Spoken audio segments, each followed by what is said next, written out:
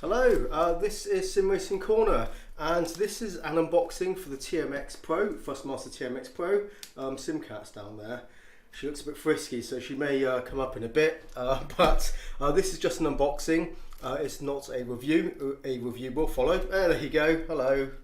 Hello, Simcat. She can't help herself, can she?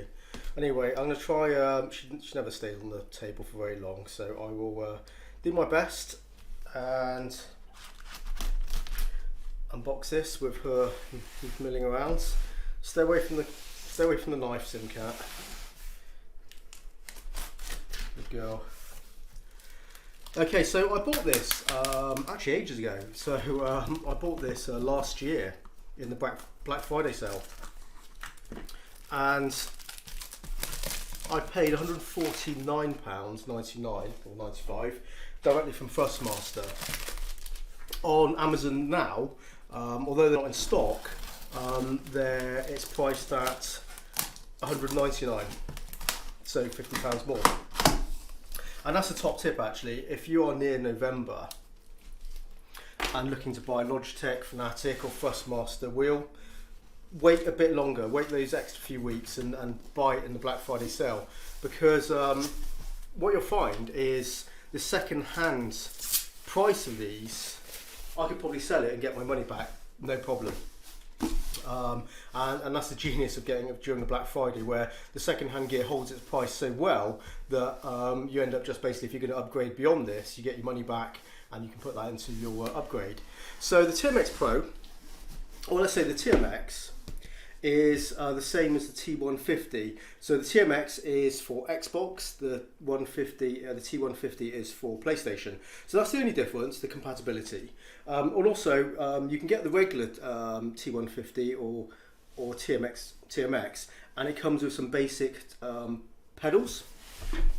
The Pro comes with upgraded pedals with a clutch and also a conical brake mod, which improves the stiffness. And I'd say if you are looking at the TMX, spend that little bit extra. So I looked at the prices and today, and on Amazon again, the regular TMX is £150. So £50 more, you get a better pair of pedals, and it is worth it. And it's one thing you may not think about when you're buying your first wheel is, pedals are pedals, and really they are not. I could actually do a video on pedals, and I will one day, because it's something you kind of forget about. I think a lot of people don't realise. Of course, this is obviously Windows as well. The T150 is also for Windows. So.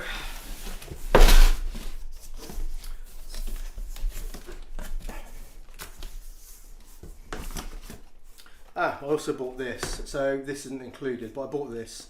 This is a USB adapter for the pedals, so I can connect it directly to my PC without having to use the wheelbase, because natively it just plugs the pedals plug straight into the wheelbase, and that adapter, which in fact, let me just show you before chucking it on the floor. So you can see that's the plug from the pedals, and that's a USB, and that's it. It's just an interface. That's interesting. It seems to have has two modes. I don't know if you can see it on there. You can see it from that angle. But there's a little plane on there, and there's a car one. So I'm assuming it's to do with you can use these pedals in a flight sim, maybe for can't remember what you call it. Plane pedals. You know, when the plane does this sort of thing. You probably know what it is. I can't remember at the moment, but never mind. So, okay, there's the brake mod. Let's get Mr. Knife out, and I will take that out because we'll need that in a minute.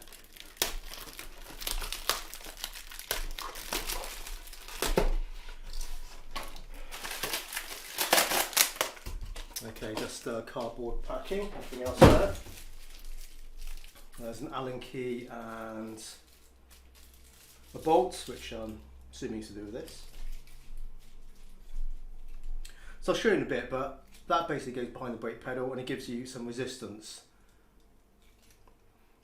I guess emulating this, like a load cell style of, getting some force when you press the brake, but it's not the same as load cell, but it's there to help, and I'm sure it does.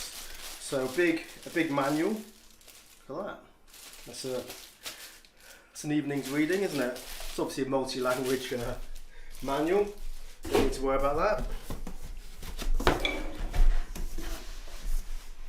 Just see how it's packed in there.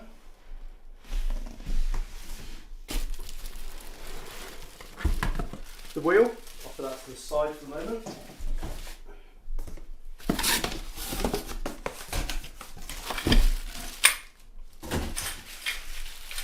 Thrustmaster wheelbase clamp, just standard thing they always have with all their wheels.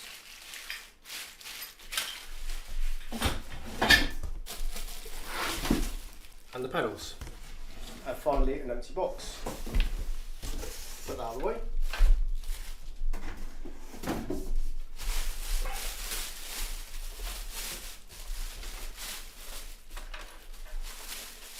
Yeah, and the reason why it's worth actually getting the Pro over the regular one is these free T3PA pedals, if you buy them alone, they're £99. But when you buy it as part of the Pro, it's only £50 more than the regular TMX or T150. So it's a nicer pair of pedals. Actually, that's quite nice actually. So the brake's got quite a decent resistance actually, I'd say. That's not bad. Spring is lighter on that, but that's not too bad at all. So that's metal face plates, plastic arms. You see on the back. From what I can tell, it looks like that conical brake mod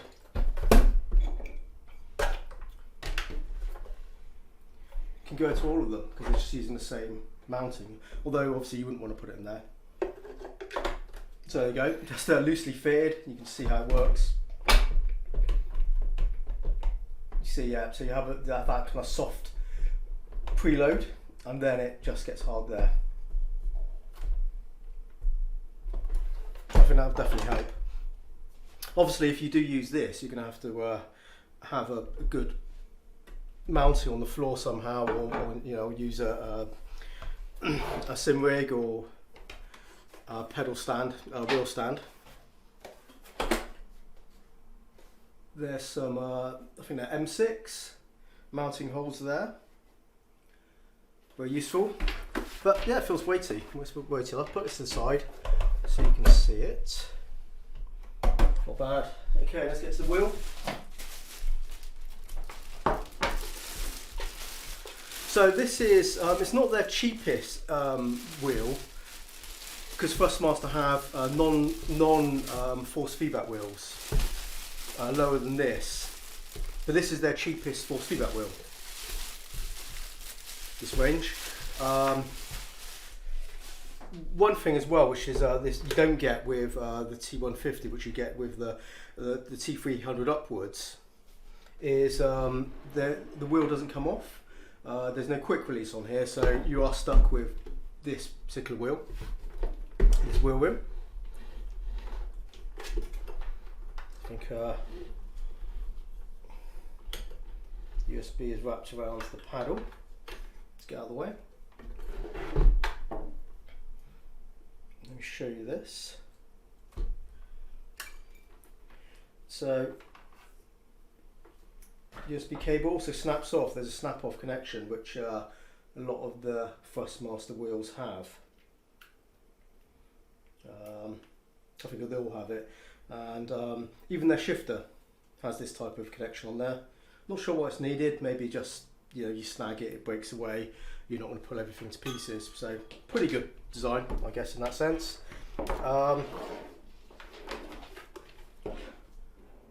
Size the base. It's actually not too big. It's actually quite compact. If we look at the bottom, so this is, there's no hard mounting points on this, which is a disappointment that this doesn't come with anything you can't just screw down to something. So you do need to use the their clamp or their Ricmotech in the US. They do have a metal plate which gives it hard mounting points, but that is a disappointment feature of this really, because the Logitech wheel does have bolt holes and this doesn't, and this is actually, I guess, slightly more expensive than the Logitech, and it sort of goes up against the Logitech, you know, the G920, the G29. It's, I think, a direct competitor for that, for the price point and I think features, etc. Okay, so it's not on, of course, but there is a lot of friction there. You can see it's free spinning, and you can hear that. I wasn't expecting that, to be honest. On the Logitech wheels, they're actually very light on friction. You can spin it and it spins quite freely. This one doesn't. When the motor's on, it shouldn't really make a difference, but we'll see. So this is a belt-driven wheel. I think it does have cogs as well. I'm sure you can find some pictures of inside, but yeah. So I think a single motor and cogs and a belt drive this. It's 900 degrees of rotation.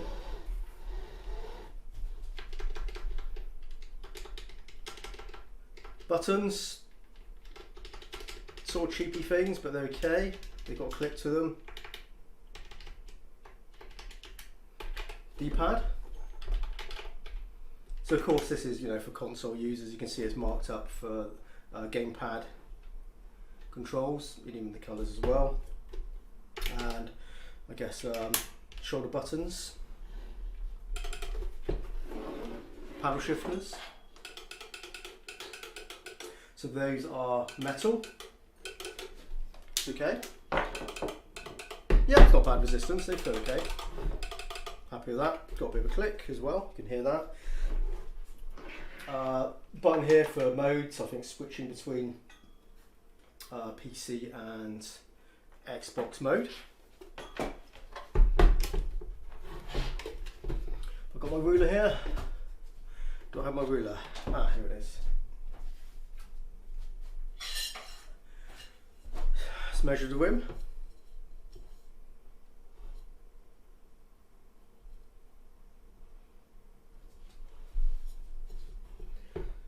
That is 27 centimeters, 270 mil. Oops, sorry about that noise. And that's it.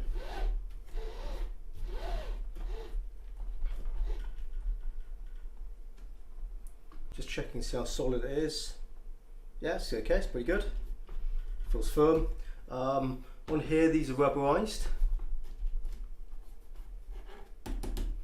Sort of very plasticky around here, hard plastic. Quite honestly, that does feel quite cheap around this bit here. That's okay. Thickness of the rim, a little bit thin, to be honest. I'd like it a little bit, you know, a little bit more thickness, and they could have just brought it out a little bit there to give it a little bit, yeah, but it's okay. But yeah, it does feel very thin, to be honest. But you know, this entry-level wheel with force feedback, it needs to make a compromise on the weight of the wheel, so it's obviously going to be plastic, hollow inside, so it doesn't have a big piece to kind of rotate, which means it's going to be better for the force feedback. The bigger the wheel, the larger the diameter, the heavier the wheel, that does reduce the force feedback feel, the detail, the strength, because the motor inside has to rotate that weight with all that inertia and everything else, and it does affect it. I noticed this on my direct drive wheel. I use a smaller rim, go to a larger rim, just a couple of centimeters makes actually, you know, you can feel it. It's actually quite a difference, and you have to change the force feedback strength, which of course you can do on a direct drive wheel, but on this obviously it's limited. So yeah, but very interesting. So yes, I will review this in the future. I'm not sure when that will come out, to be honest, but it's in the queue. I have, I think, 3 other wheels to review, all budget, second-hand, or wheels. So yes, it is on the cards, but I will test it soon. I'll find out what it's like. I've never used one of these, never tested one of these. I have used briefly a T300 for about a week. I borrowed it off a friend and that was pretty good. I enjoyed using that. But this one is below that one. I think the T300 is in the region of what, 150 or 200 more than this. I'm not sure the exact price, but yeah, it kind of goes up in stages, and I'm quite interested to feel what this is like compared to that T300 which I tried, to see what the force feedback quality is like, what the strength is like. I do like a strong force feedback wheel, so yeah, this may be I may like this, I may find it a bit too weak for my liking, but we'll see. But there you go, that was my unboxing. Hope you liked it, for what it's worth. Just me rambling and opening things and my first impression, etc. But you know, it seems solid. It's solid enough, I think, for the price. At least what I paid, I think I'm pretty happy with that. Yeah, okay. Well, anyway, look out for the review in the future, and don't forget to subscribe, because you know, so you don't miss out on that or some of my other things I have planned. But thank you for watching. Happy simming out there, and bye bye for now.